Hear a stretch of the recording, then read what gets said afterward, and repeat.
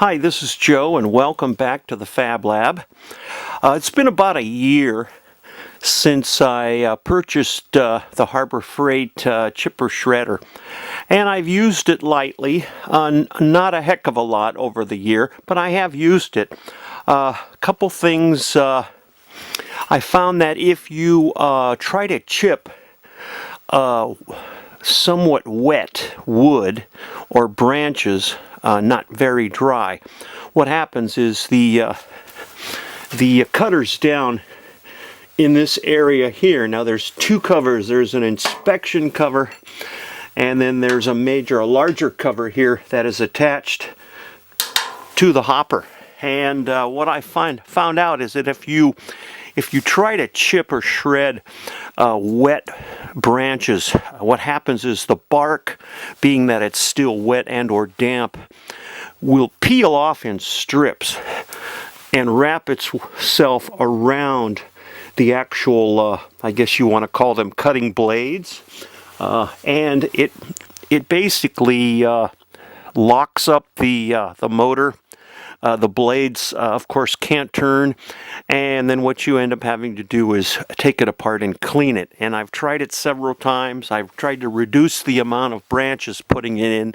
And again, if the stuff's wet, it's just going to ball all up inside there and clog up the cutting blades, and you're just going to have to take it apart. So one thing you're going to have to do is you have to be very careful and make sure any wood that you are going to chip, that you have to make sure it's really dry. Now, the question you have to ask yourself, if I have to be that temperamental with the thing, is it worth it?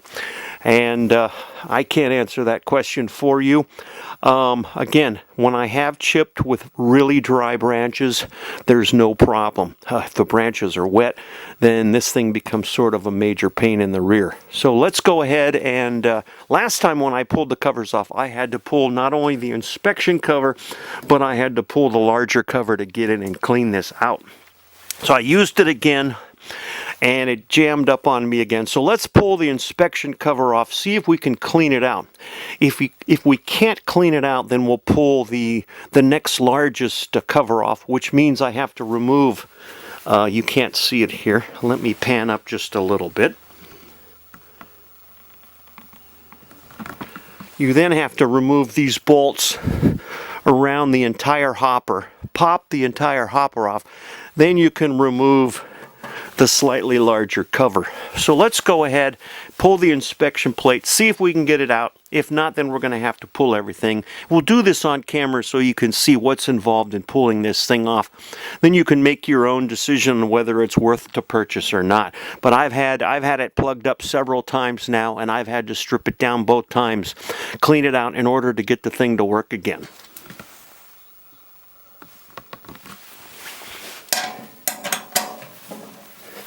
This is a 10 millimeter bolt on the inspection cover. So we're just going to pop this off with a 10 millimeter box wrench here. If you have a socket, you can use a socket, but this is what I happen to have handy. So let's go ahead and pop this stuff off here.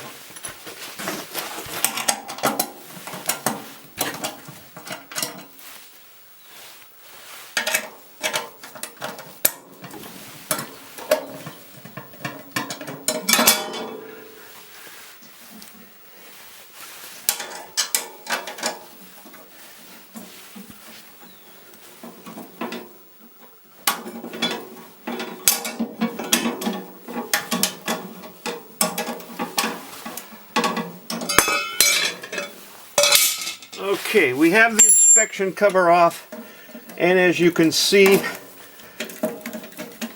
the blades and the branch material here is wrapped completely around the cutters. And pulling this little cover is not going to let me get any of this out. So what I'm going to do is let me go get a socket and a socket wrench, and unfortunately we're going to have to pull the whole hopper off. We're going to have to pull the larger cover off, and I'll do that off camera. I don't want to bore you with that. we'll maybe pull everything off except the last couple of nuts, and then I'll show you how everything comes apart. So let me go get some tools, and we'll start in with the teardown, and I'll show you what happens. There's 7 13mm nuts all the way around the larger cowling here, and there's 7 10mm bolts and nuts on the hopper. So once that's done, and there's a gasket underneath the hopper, so make sure when you put this back together you put that gasket back on there. Okay, we'll take that off. And on the 13mm 7 nuts, there are washers behind those nuts, so make sure when you're putting this back together you put all your washers back on as well.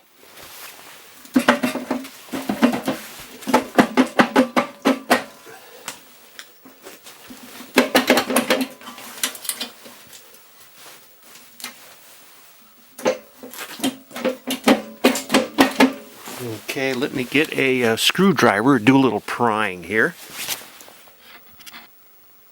You know what they say, if it doesn't work, get a bigger hammer. So I don't happen to have a rubber mallet handy.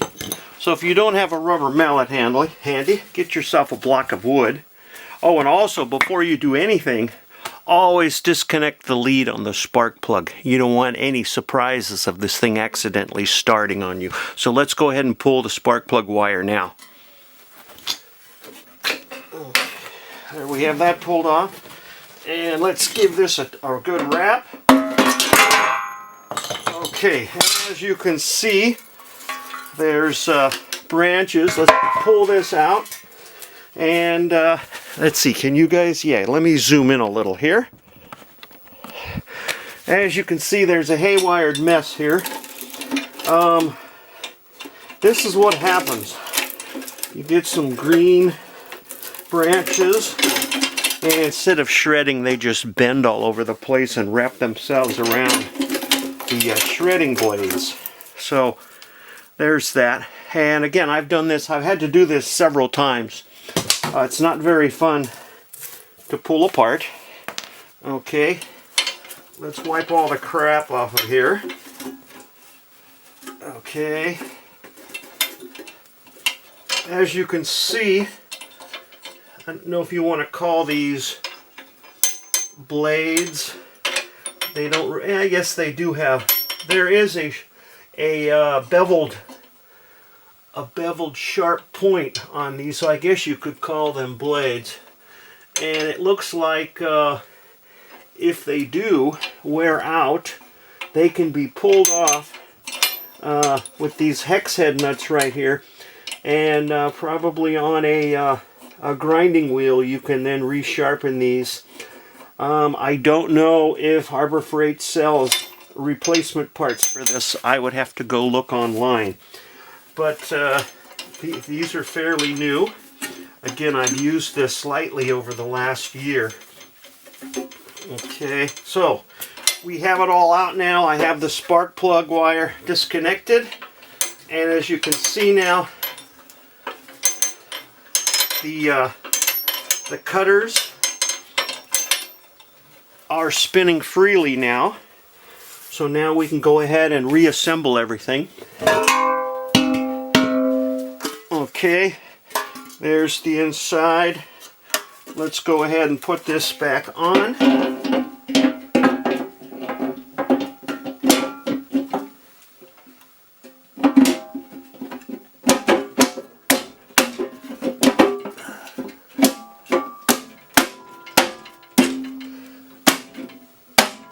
Okay, just have to bang it a little bit.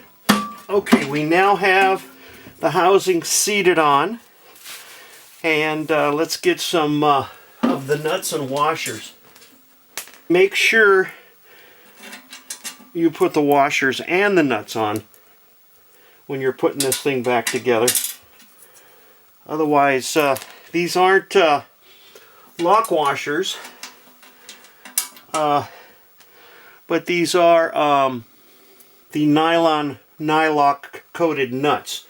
So that will keep them from vibrating loose. You want to check these. If you end up having to pull these nuts off a lot, you might want to replace the nylock nuts, because this thing vibrates quite a bit, and if these nylocks become loose, all your nuts will vibrate off. So you want to keep an eye on that.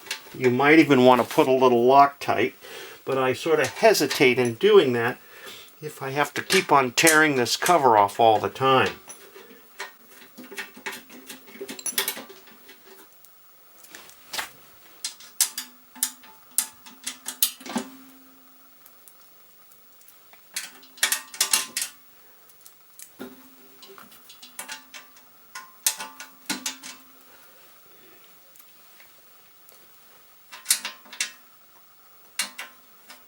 I'm already missing one nut down at the bottom, so I'll have to stop off at the hardware store and pick up another, again, 13 millimeter. Luckily that's a common size, so you shouldn't have any trouble picking up some new nuts at your local hardware store. Again, make sure they're the nylock ones, otherwise they will vibrate loose.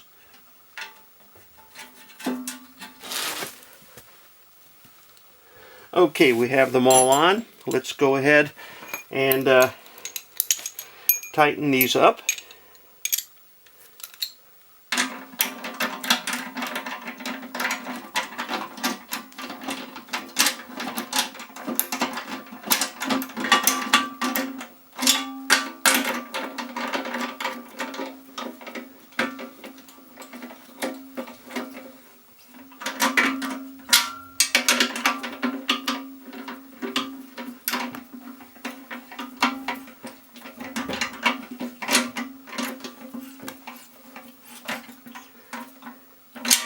Let me get over on the other side. I don't want to block your view.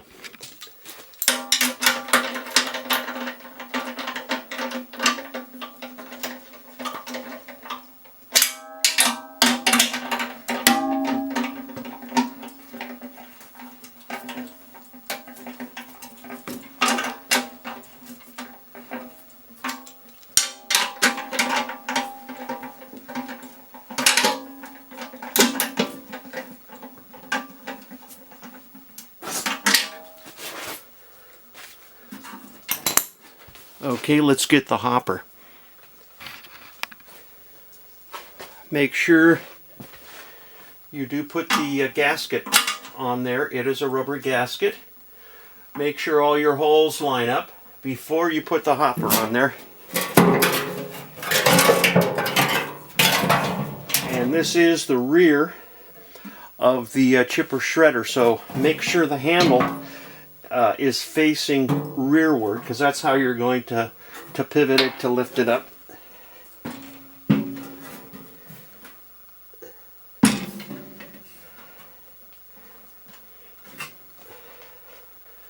And this is sort of a pain, but you have to put the 10 millimeter bolts and nuts in to secure the hopper to the base of the chipper shredder.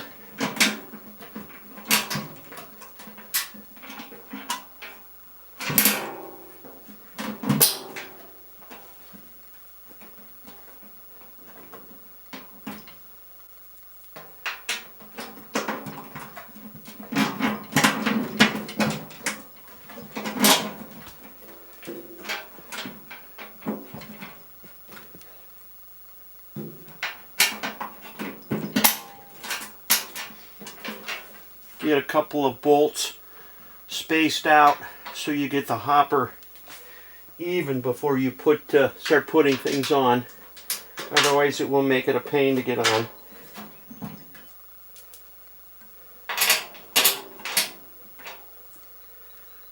And let's get the nuts started as well.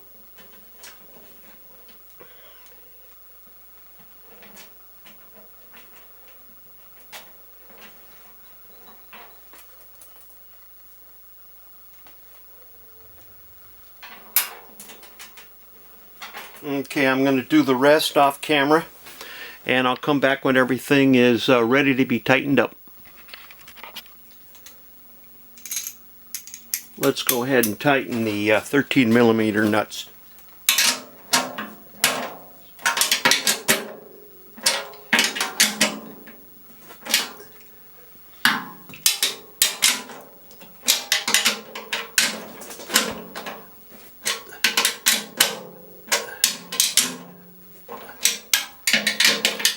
And last but not least, we can put the inspection cover on.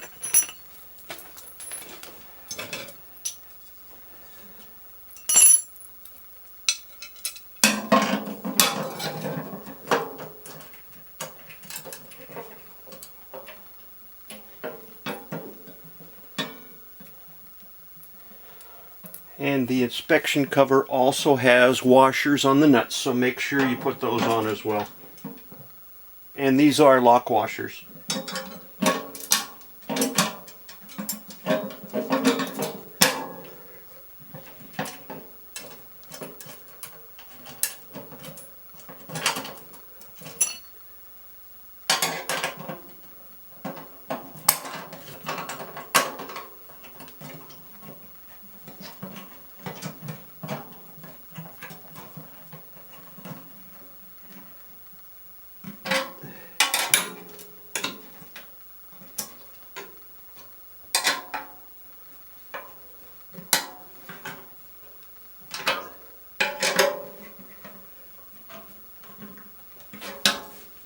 Okay, we're completely reassembled now and ready to start shredding again.